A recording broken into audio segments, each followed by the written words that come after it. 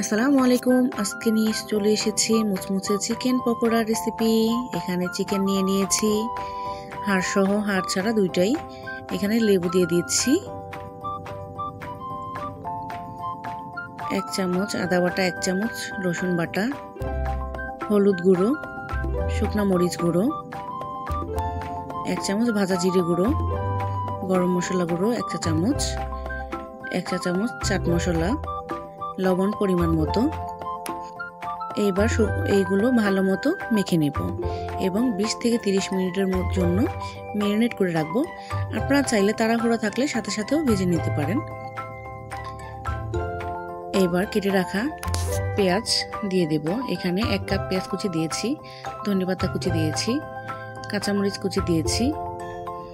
এইবার ভালো মতো এগুলো মেখে নেব।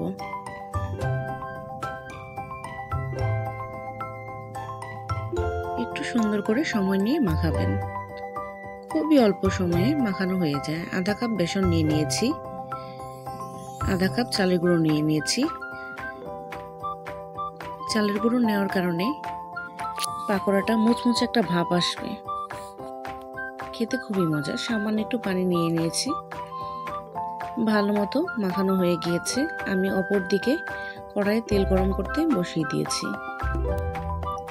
এবার একে একে দিয়ে ভেজে নেব। একটু সময় নিয়ে ভাজতে হবে মিডিয়াম আঁচে, তাহলে একটা মুচমুচে টেক্সচার আসবে। খেতে খুবই অসাধারণ। অল্প সময়ে বানিয়ে নিতে পারেন। বাড়িতে মেহমান আসলে কিংবা বাচ্চাদের টিফিনে, সন্ধ্যার নাস্তায় বানিয়ে নিতে পারেন। যারা এই পর্যন্ত আমার ভিডিওটা দেখছেন অবশ্যই লাইক, কমেন্ট এবং শেয়ার করবেন এবং সাবস্ক্রাইব করে আমার পাশে থাকবেন। এরকম নতুন নতুন ভিডিও পেতে হলে সাবস্ক্রাইব কিন্তু অবশ্যই করবেন। আর যারা ধৈর্য সহকারে আমার ভিডিওটা দেখলেন অবশ্যই অসংখ্য অসংখ্য ধন্যবাদ।